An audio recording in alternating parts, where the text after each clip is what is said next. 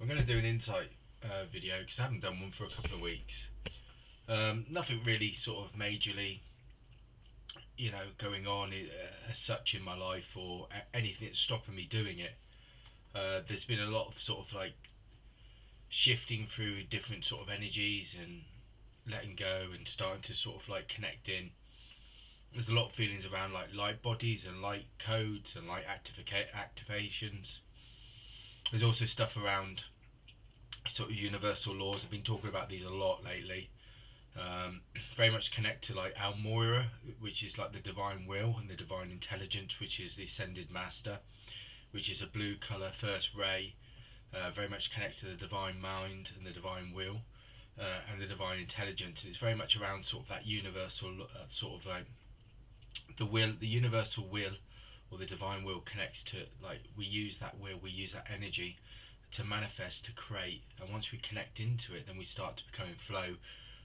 One with our sort of inner essence and our like our higher self, but then we start to connect with the source, which is this will, this divine will is this energy, this consciousness of this universal source, which is the spirit, which is what we are at essence and what we are inside. But we're also we're trying to connect into that again. We're trying to awaken to that, activate to it. So this is what activation is. It's sort of like it's awakening and it's becoming it again. So it's sitting in that vibration. Again, it's this universal law of vibration. When you start to awaken to that universal law of oneness, or the consciousness that we're part of this source and this spirit energy, which is the oneness, that we're all interconnected, nothing separate. You start to realize that once you start to vibrate in that, that all things are connected, but they're also all possibilities and all realities are available to us, because we start to then move into co-creation. And this is what this time's about co-creating with that universal source. The ascended masters are coming down, or not coming down, but are around, and the energies and the frequencies around, and the angelic presence are around. As they start to bring through these new frequencies, or these new energies, we start to connect into them, we open up. So again, and this is why this sort of time is really important. It's like I've been meditating the last few days and using crystals, placing them on my energy centers, and just trying to sort of like connect into them again. Um, just to be in that vibration, just in that frequency. I'm also being sort of the impression is to walk and feel like you're in like you're walking in light, which is walking in light to me is like walking in truth, expressing your essence, expressing your energy, and I feel like the more I'm sort of like connecting to this, I feel like my physical body dissolves, and what's left is this spiritual energy, and this is light body. And I feel this is like part of what the activation is, and part of what's going on at the moment with these shifts and these accelerations in energy. Um, so all this is going on, but the universal laws are really really important. The more I'm sort of being drawn to them, the more that I'm sort of trying to live within them, and try and sort of start to connect to them. You've got like the universal law of perpetual transmutation, which is to do with like connects to the ascended master Saint Germain, the violet flame, and this is used to obviously the perpetual transmutation is knowing that at any moment you can transform or change, because energy is like a living, breathing, vibrating thing. It has a frequency, it has an energy, and once you start to realize that, you open up your own energy frequency to this, and again, once again, connecting to this vibration of the source energy and this universal flow, or this universal sort of will, and then you connect into it, and then what you do is you connect your source energy or your essence, and then what you start to do is you live from that essence, and then you start to dissolve all things that don't serve you, and also start to change and manifest things to live in a more spiritual way, and live in a more sort of higher sort of awareness and awakened way. And this is what this ascension's about, and this is what the masters did, or the illumined ones, as they were called when they were on the earth. um, and it's all about just sort of opening up to that the universal law of compensation again. This has been explained in many different ways to me of late. One was like reaping and sowing, and then another way it was explained in a discourse from like a channeled ascended master, um, which I didn't channel. I was listening to it. Um, they were saying about like abundance, and they were saying like the law of like tenfold, um, and it's like this sort of compensation is like abundance, universal abundance, but it's like the energy system is like, it's not like money because it doesn't count like that, but the energy is the exchange, is giving and receiving, and when you truly give from your heart and in a place where you give, you know, truly and freely, then it comes back to you tenfold. And this is like, this is the abundance, and this is where you start to become sort of the flow of the universe comes back, and it starts to manifest and create your dreams.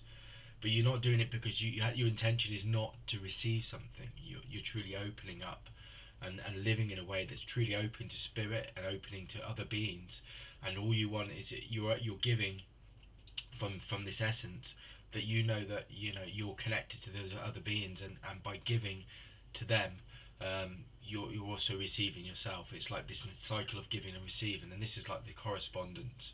But they talk about reaping and sowing as well. But to me, that's what I really quite like, that kind of explanation of it, because the universe is naturally just playing out. It's like what you give out is what you receive. It's this natural cycle, but then it leads again into this universal law of like rhythm, where there's cycles to evolution and to us as spiritual beings. So we're all going through these mini cycles, or you know, cycles of growth and development on our own sort of spiritual journey. But then there's also a collective sort of perspective that's unfolding, and then there's a universalist perspective that's unfolding. And this is where the soul comes into it, and this, because the soul is sort of like we are multi-dimensional beings. So in that sense, we are literally existing on 3 or 4 different planes at one time. And this rhythm, that universal law of rhythm, is very much connected into that. You then got sort of correspondence. I quite like this one, that, you know, and this is like correspondence, inspired action, and law of attraction. I think all 3 of these really connect in nicely. So the universal law of correspondence is that what's within is then sort of like without. So again, it's like nothing separate.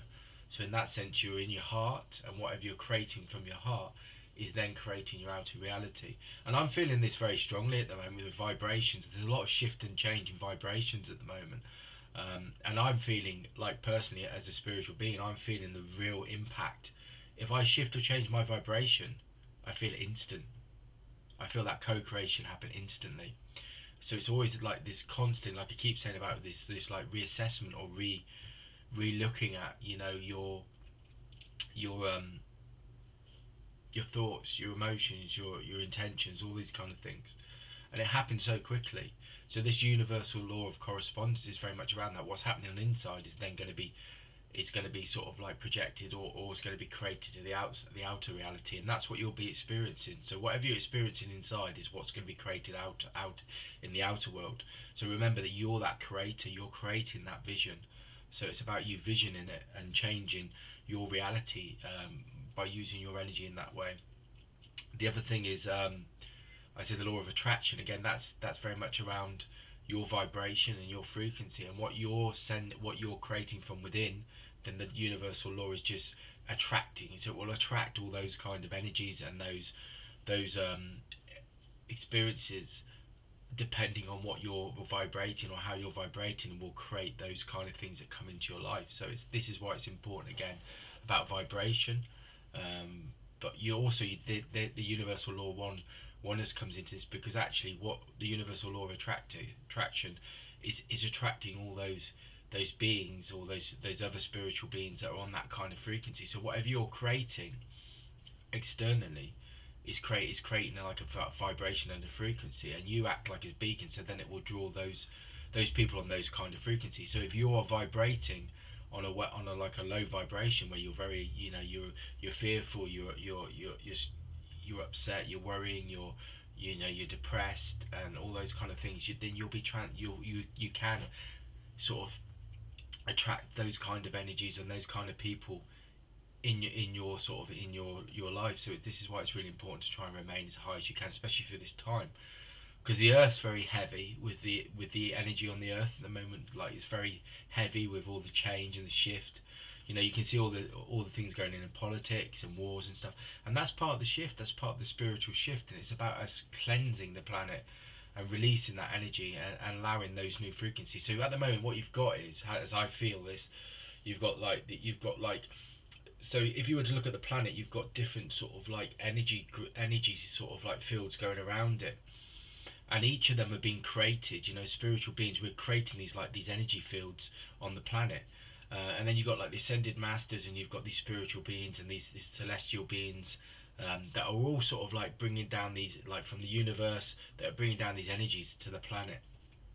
And we have to rise above these lower frequencies that have been caught, that have been on this planet. And we've got to sort of go through it. And this is like the veil. This is like that cloud. And what we need to do is we need to start living in a more spiritual way to dissolve that layer. And then it's like the more we dissolve it, then the more, then the spiritual energies and that sort of essence, and that we start to feel it, we start to live it, breathe it, and we start to embody it, and we start to walk it, and then we become beings of light on the planet.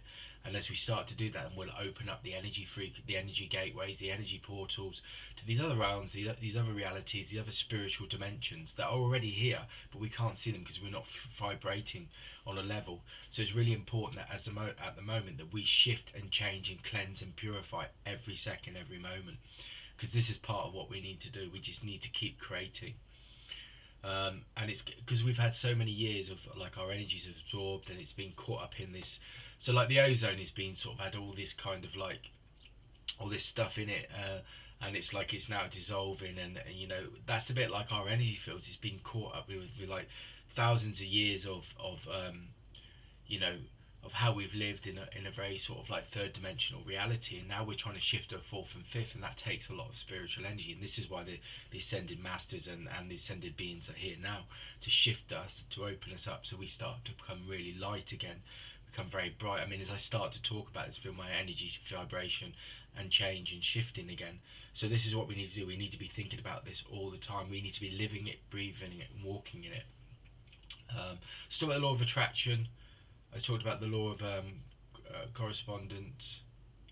Um, yeah, that these universal laws are there to help us to start to sort of shift and move. And they're tools, like everything is, like crystals. Everything are tools. They hold the essence, the source energy of vibration and creation. And each and every single like crystal and every single sort of spiritual tool we have are there to awaken us to walk and feel connected to that universal light, that's within us. And it's about us walking around in that, and walking and being it, being that light. And this is what the ascended masters, they will walk around. They were called the illumined ones, because they were walking around with that light, that essence. They were, their energy centers were open. They were open as spiritual beings, and they were walking as the light, as this universal source. And this is what part of the ascension process is, for us to move towards that. So we start to connect into that. I listened to something yesterday about the I am presence as well, and again this was talking about Melchizedek, and it was talking about um, his order, or his light, or not his order. It's the universal teacher of Melchizedek, and it was talking about the I am presence, and the I am presence is like this vibration, this sound, this energy that allows you to co-create it. The I am presence, or the I am mantra, is the most powerful mantra in the universe. Is like instantly can create sort of instantly create sort of and manifest like reality and energy and stuff like that. So um, when you start to realize that you are light, you are energy, you are this creative being, you are this source energy, you can then start to dissolve, because the reality on the outside is a physical reality. It's a lower, denser um, sort of frequency, and you can shift and change it. You don't have to be connected to this physical outer world. You can have this inner world where you're connected to this essence, and you can start to then co-create. And this is what this time's about. We need to start creating, shifting, and letting go and releasing, because this is what this time's about. Well, that's just an insight for today.